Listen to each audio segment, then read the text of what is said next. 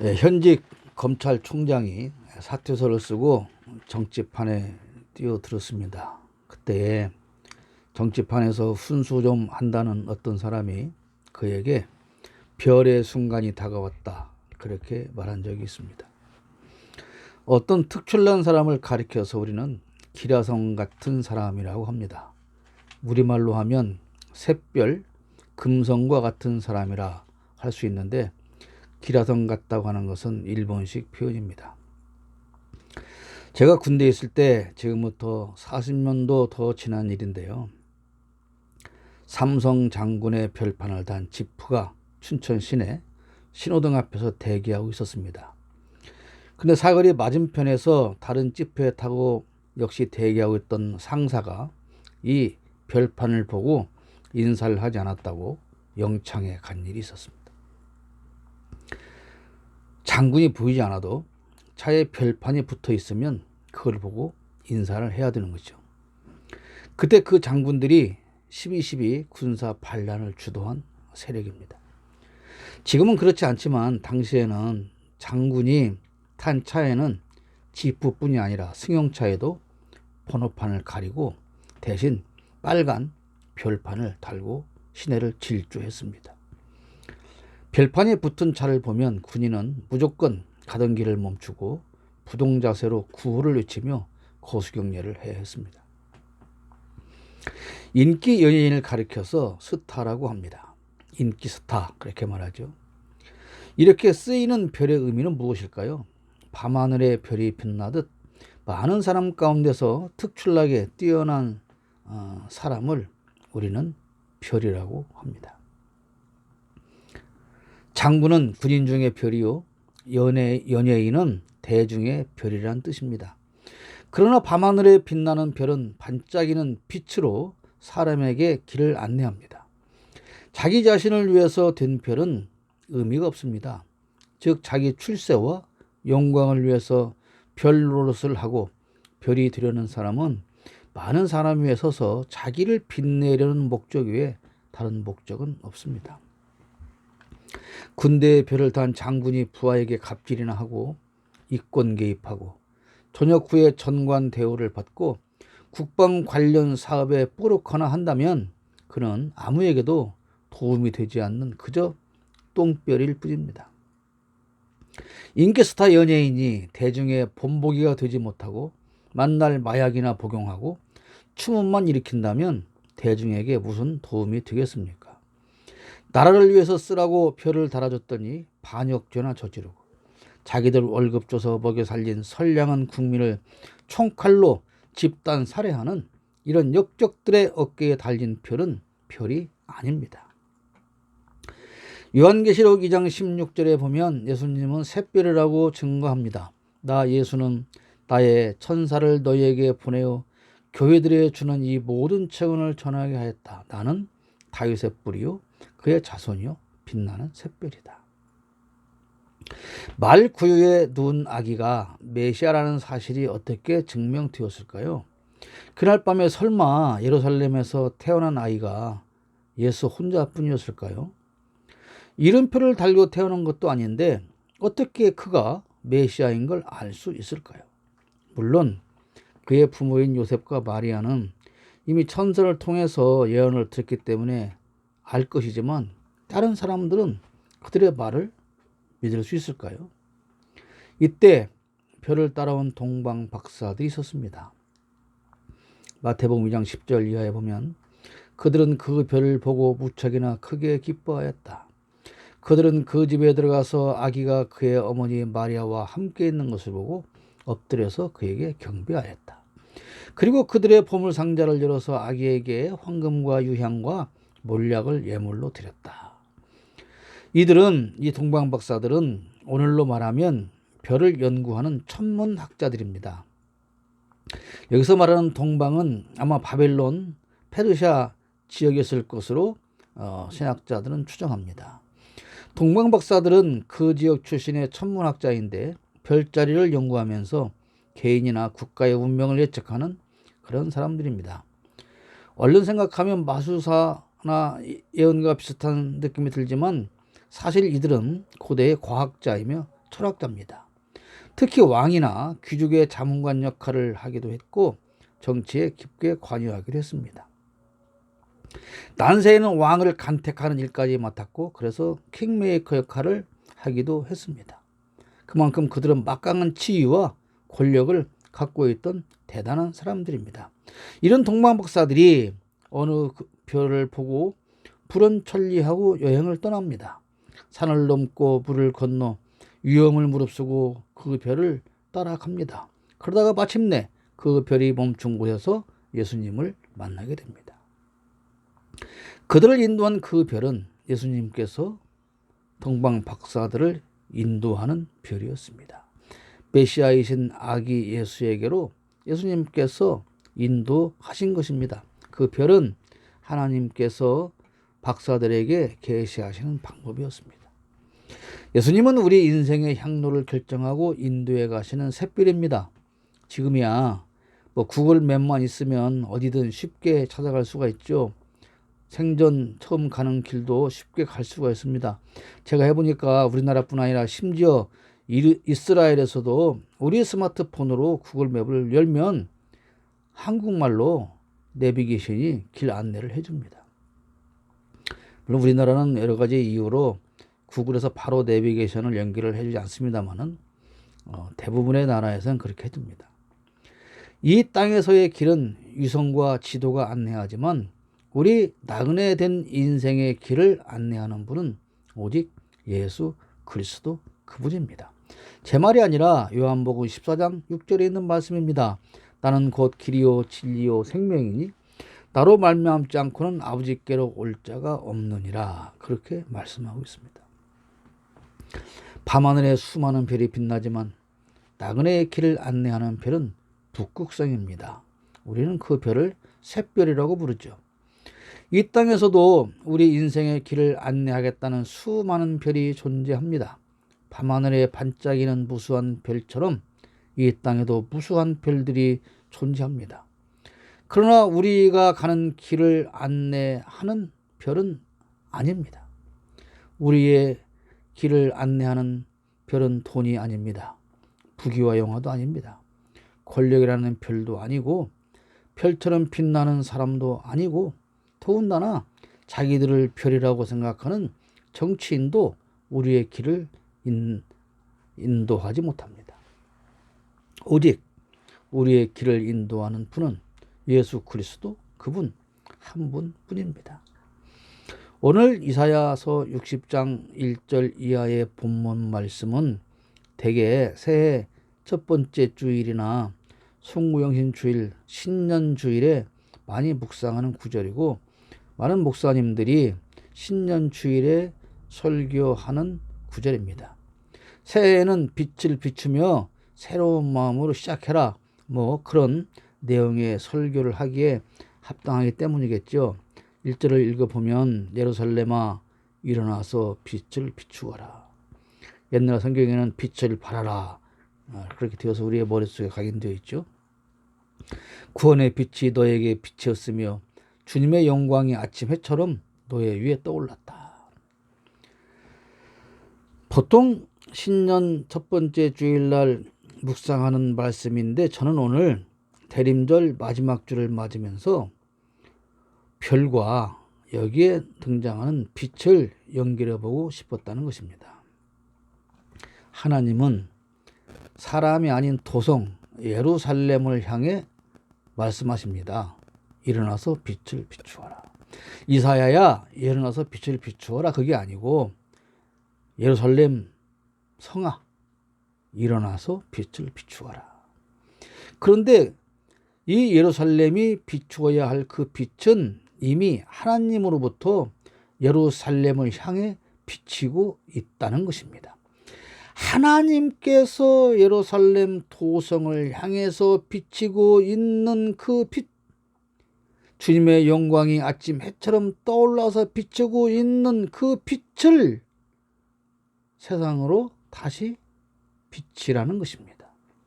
예루살렘은 교회를 말한다면 이 교회에는 이미 하나님의 영광된 빛이 비치고 있어야 하고 교회는 그 영광된 빛을 세상을 향해서 비춰야 한다는 말씀이죠. 무조건 빛을 비추라는 것이 아닙니다. 이미 하나님께서 비추고 계시는 그 빛을 받아서 어둠 짙은 저 세상을 향해 비추어야 한다는 것입니다. 2절 보십시오. 어둠이 땅을 덮으며 짙은 어둠이 민족들을 덮을 것이다. 그러나 오직 너의 위에는 주님께서 아침 해처럼 떠오르시며 그의 영광이 너의 위에 나타날 것이다.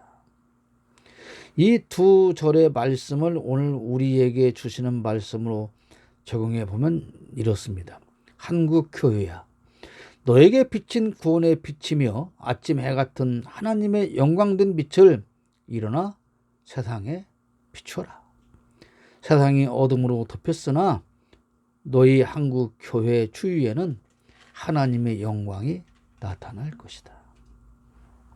그렇다면 이 말씀이 우리에게 주시는 그런 말씀이라면, 그래서 우리에게 던지는 질문이 있습니다.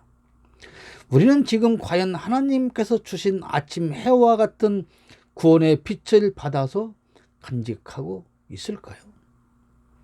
이 구원의 빛은 아침 해 같은 하나님의 영광이라고 했습니다. 그러면 왜 굳이 아침 해일까요? 낮의 해도 아니고 저녁 해도 아니고 왜 아침 해라고 하셨을까요? 밤새 짙게 드리웠던 칠흑 같은 어둠은 막 떠오르는 아침 해로 인해서 사라지게 됩니다. 그래서 고통의 밤을 지새우던 많은 사람들은 새로운 희망을 가질 수 있는 아침을 기다리는 것이죠. 새로운 아침 해가 떠오르는 그 시간을 기다리는 것입니다. 그래서 아침 해는 소망을 상징하는 해입니다. 우리가 성탄 시즌을 맞이하면서 어두운 밤에 짙은 고통 중에 있는 우리의 많은 이웃에게 구원의 빛을 전해줄 만큼 하나님의 영광을 우리는 지금 간직하고 있느냐? 그런 질문입니다. 주고 싶어도 내가 가진 것이 있어야 주는 것 아닙니까? 아무리 고통받는 이웃에게 희망의 복음을 우리가 전해주고 싶어요. 그러나 내가 주님으로부터 받은 것이 없는데 무엇으로 나누어 준다는 말입니까? 나누기 위해서는 내가 먼저 가지고 있어야 합니다. 우리가 늘 하는 말이 그거 아닙니까? 도우면서 살고 싶은데, 참 도와주고 싶은데 내가 가진 것이 없어서 못해. 그런 말 많이 하죠. 은혜 없는 자가 어찌 은혜를 베풀며 사랑 없는 자가 어찌 사랑을 베풀 수 있을까요? 희망 없이 사는 사람이 어찌 다른 사람에게 희망의 메시지를 나누어 줄 수가 있겠습니까? 내가 가진 것이 있어야 전해주고 나누어 주는 것이지, 내가 가진 것이 없는 사람은 누구에겐가 전하고 나눈다고 하는 것은 불가능한 일입니다. 구원의 빛은 하나님이 주십니다. 그 길로 인도하는 분은 예수님이십니다. 하나님의 빛, 하나님이 가진 그 구원의 빛, 그 빛을 받을 수 있는 길로 인도하는 분 예수님이. 그래서 예수님이 내가 곧 길이다. 어떤 길이에요? 하나님께로 가는 길, 하나님께로 인도하는 길. 그러니까 예수님을 통하지 않고 하나님의 구원의 빛을 받을 수는 없다는 것이죠. 예수님을 거치지 않고 하나님의 자녀가 될 수가 없다는 것이죠. 오직 하나님의 앞으로 가는 길은 예수라고 하는 그 길을 통해서만 갈 수가 있습니다. 그래서 이 땅에 그 많은 성현과 지도자들이 왔다 갔어도 하나님께로 가는 길을 인도하는 길이 아니라는 것이죠. 우리의 인도자이신 예수님을 떠나서 하나님 앞에 나아가 구원의 빛을 받아야 합니다. 요즘 코로나 전국에서 요즘 오미크론 확산 때문에 심각한 위기에 처해 있지요. 그런데 이 시점에 여당과 기획재정부가 계속해서 마찰을 빚는 모습이 흔히 보이지 않습니까? 당에서는 빨리 많은 돈을 풀어서 어려움 당하는 국민을 지원해야 한다, 그렇게 하는데 창고를 책임진 기재부 장관은 아이고 그렇게 퍼주다가는 결국 나라가 망합니다, 이렇게 말하죠. 오늘 이 시간에 경제의 문외한인 제가 무슨 경제 이야기를 하려고 하는 것이 아닙니다. 지금 우리 경제는 한마디로 말하면 국민은 빚더미에 앉아 있어요. 그런데 국가는 부자입니다. 뭐 빚이 뭐 어떻다 하지만 다른 나라에 비교할 바가 안 되게 우리 국채는 적습니다, 규모가. 그리고 그 대부분은 지난번에 IMF를 겪으면서 우리 달러를 가지고 있어야 돼. 그래서 그 달러를 가지고 있는 거예요. 그것을 국가 빚으로 잡아놓고 있지만 그것을 포함해도 OECD 국가 중에서 국가 재무 비율이 제일로 낮습니다. 부자예요, 우리나라는. 그런데 국민은 빚더미에 앉아 있어요. 마치 자식들은 다 망해서 지금 빚더미에 앉아 있고 길거리에 쫓겨날 지경인데 부모는 그 금고에 가득가득 돈을 채워놓고 안 풀고 있는 것과 같은 상황이죠. 자식들이 부모에게 제발 돈 좀 빌려주세요. 그러나 부모는 야, 그렇게 막 퍼주다가 나중에 너희 자식들은 돈 없으면 어떻게 하냐? 안 되지. 그러면서 금고를 더 채워야 한다고 주장하고 있습니다. 은행이나 금고의 통장에 돈을 모으는 것은 왜 그럴까요? 쌓아놓고 배불러 그러려고 하는 것이 아니라 어려울 때 쓰기 위해서 모아두는 것입니다. 경제를 말하는 것이 아니라고 했으니 그만하고 뭐 이렇게 뭐가 좀 쌓여 있어야 나누고 싶어도 나누어 줄 수 있다는 것 아니냐, 그런 말씀입니다.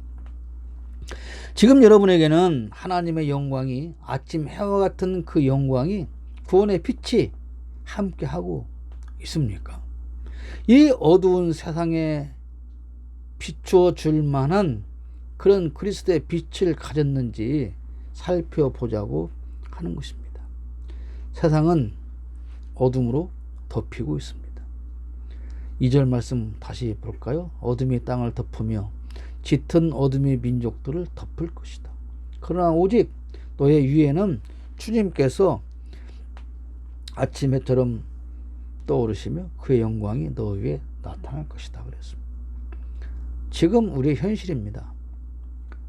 어느 기독교인 후보가 정기적으로 등록된 교회에 나가지 않고 여기저기에서 예배하면서 마치 어느 한 교회에 등록된 성도처럼 말했다고 목사들과 교인들이 지금 난리가 나지 않아요? 그런데 무당의 지도를 받고 있는 것으로 합리적인 의심이 드는 또 다른 어느 후보는 성경책 들고 2번 교회에 나갔다고 많은 목사들과 교인들이 박수치면서 지지하고 있습니다.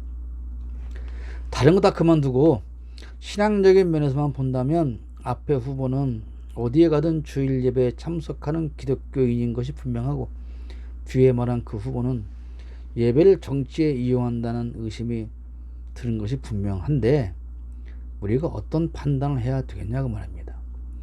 무조건 교회 다니는 후보가 옳다거나 그래서 글을 찍어야 한다, 그런 말이 아닙니다. 지금 공식적으로 내놓을 수는 없으나 심각히 지금 위험한 시기에 처해 있는 것이 있습니다. 한국 기독교 수구 보수 쪽에 있는 교회들과 그들이 최대의 원수로 삼는 사이비 종파와 또다시 그들이 손에 손을 잡고 선거에 개입하는 정황들이 속속 드러나고 있습니다. 지금 한국 교회는 짙은 어둠이 덮이고 있습니다. 그리스도의 빛을 들고 세상을 향하여 일어나 비추어야 할 교회가 오히려 어둠이 짙게 깔리고 있습니다. 세상은 다 어두워도 캄캄해서 안 보여도 예루살렘은 하나님께서 비춰주시는 빛으로 환히 찬란하게 빛나고 있듯이 이 세상은 죄악으로 말미암아 깜깜하게 어둠이 깔리고 있어도 교회만큼은 하나님의 영광의 빛으로 찬란히 빛나고 누구나 바라볼 수 있어야 하는데 세상과 교회가 다 같이 짙은 어둠 속으로 지금 그 모습을 감추고 있는 것입니다. 세상은 어둠이 가득합니다. 그건 당연한 일입니다. 그러나 하나님은 자기 백성에게 빛을 환히 비춰주셨습니다.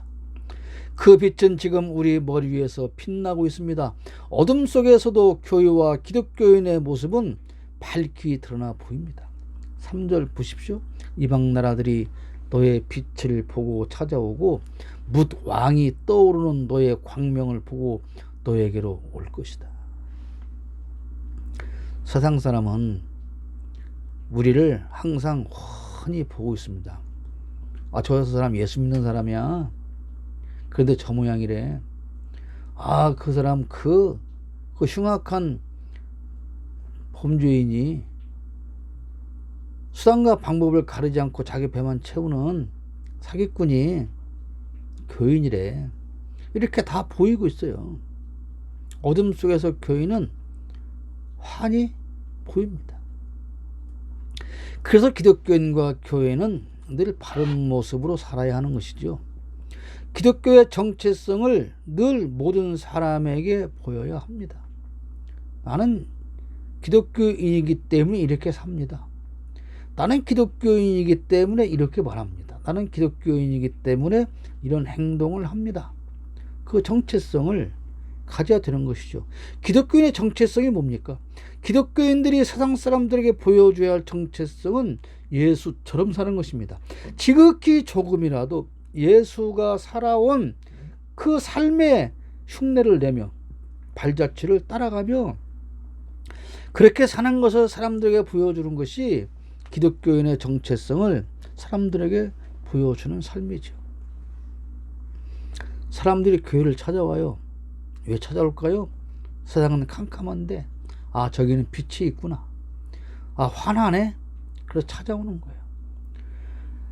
캄캄한 밤에 길을 잃은 이딴 곳에서 어디에선가 반짝반짝 빛나는 빛이 보인다면 옛날 동화나 이야기에 많이 나오지 않습니까?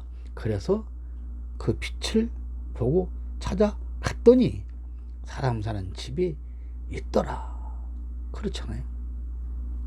사람들이 왜 교회를 찾아와요? 세상은 너무 캄캄해요.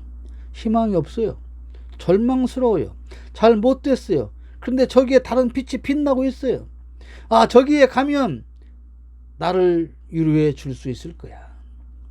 저기에 가면 내 이 상처를 싸매어 줄지도 몰라.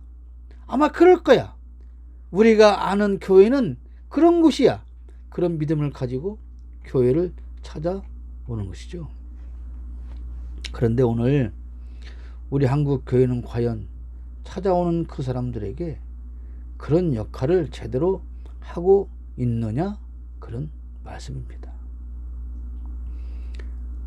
위로가 필요한 그들에게 우리 한국 교회는 진정한 위로를 나눠주고 있을까요?